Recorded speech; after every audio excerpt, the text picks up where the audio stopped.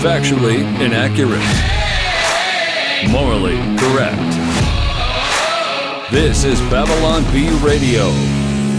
Our top story. After extensive research, the Centers for Disease Control and Prevention announced that the declining math and English scores of American students were being added to its list of COVID-19 symptoms. It is very important to understand that failing test scores among elementary students is a tragic side effect of COVID and in no way linked to the lockdowns we forced on the American people, said Dr. Rochelle Walensky, CDC director and fully vaccinated and boosted COVID patient. Not only has COVID caused untold amounts of death and destruction around the world, but it is now, as we have just decided, lowering the test scores of our students. Kentucky Senator Rand Paul was among those questioning the CDC's claims. It's simply preposterous to suggest that COVID-19 is causing lower test scores in basic subjects.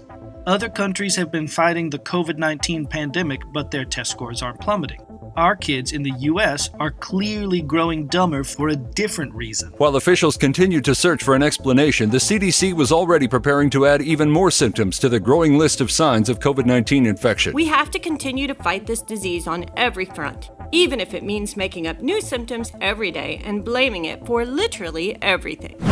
With the 2022 midterms just around the corner, Democrat lawmakers formed the United States House Select Committee to investigate who did all these lockdowns and vaccine mandates, in hopes of finding out just who was behind all those school closures, mask mandates, arrests, and egregious abuses of civil rights. Despite the scant evidence pointed to any one political party as being at fault for enforcing harmful lockdowns and mandates, said Committee Chair Nancy Pelosi while wearing 3 masks and a solid gold commemorative pin celebrating her vaccine status. this committee pledges to leave no stone unturned in its investigation. Pelosi added that while much anecdotal evidence points to Republicans being the source of the damaging lockdown policies, We may, in fact, never know who is truly to blame for the untold injuries brought upon the American people. the committee began its investigation by issuing subpoenas to Senators Ron Johnson, Rand Paul, and other lawmakers who, according to CNN and NBC, were pro-lockdown from the start. The committee has since announced the results of their thorough investigation. It was Ron DeSantis all along. Midway through his debate against Dr. Oz this week, the Democratic candidate for Pennsylvania's open Senate seat issued a heated reminder that Fetterman was the name of the scientist who created him, and not his own name. Before acknowledging the question, I would like to take this opportunity to remind the moderators, Dr. Oz, and the audience that it is a common misconception that I am Fetterman. Dr. Fetterman was actually the scientist who constructed me. The debate moderators apologized after they took a few moments to process the inarticulate grunts and groans. Despite years of pop culture and political reporting using the misnomer Fetterman to refer to the hastily constructed Democrat behemoth, fans of the source material have long called for the Pennsylvania Senate candidate to be called the Creature or Fetterman's Monster, rather than Fetterman. Some of the more astute onlookers have raised the question of whether Dr. Fetterman himself is morally culpable for creating a giant zombie from exhumed corpses and then abandoning his creation. These anti-Fetterman fans have summed up their stance with the pithy phrase, "Knowledge is knowing Fetterman isn't the monster, but wisdom is knowing that Fetterman is the monster." The Democratic Senate candidate for Pennsylvania stormed out of the venue, vowing revenge on the scientist who formed him but left him to be humiliated on the debate stage, but was later calmed down by Giselle bringing him a glass of sugar water before he could carry out his oath.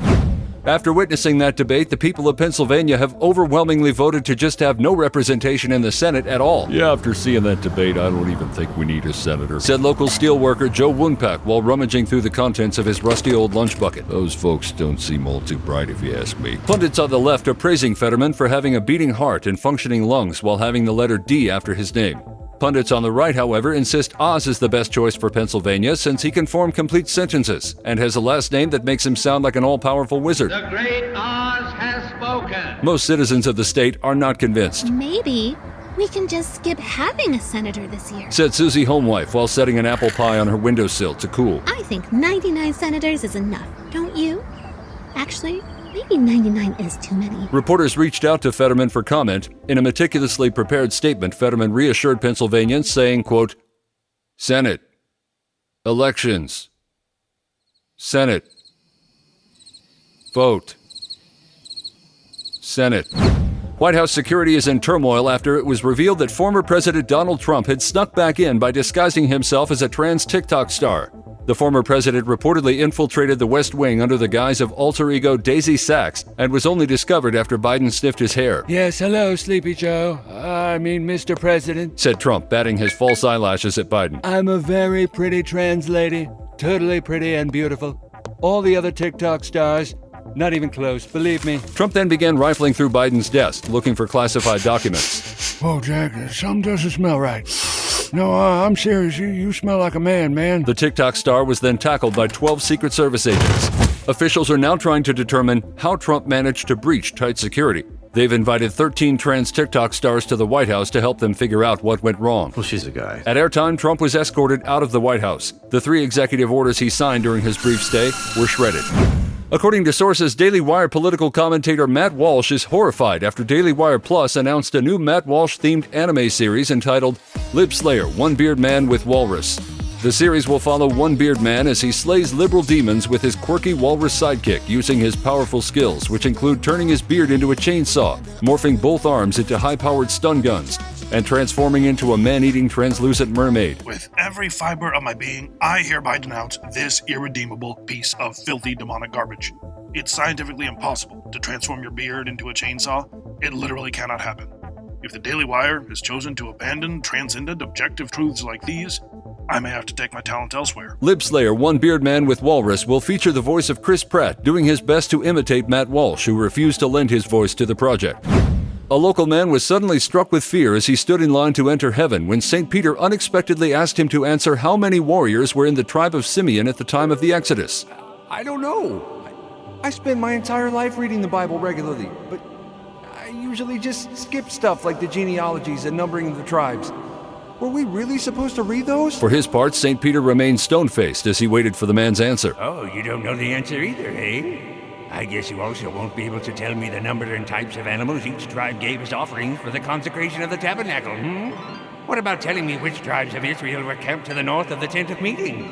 Seriously, did you ever read your Bible? The man being questioned began sweating profusely as he frantically searched his memory for the correct answer that could help him pass this unexpected test. The people in line behind him were heard asking each other if anyone had a Bible handy so they could start speed cramming for the questions they would receive when their turns came. St. Peter continued to expertly stifle his smile, enjoying the knowledge that his little prank was torturing these poor folks one more time before they entered eternal bliss in the presence of the Lord. At airtime, St. Peter was suspended from gate duty as it was revealed he didn't know the answer to the question either. Now you're up to date on the only news that matters. Find more fake news you can trust at BabylonB.com. Until next time, this is Austin Robertson, the voice of the Babylon Bee. So long.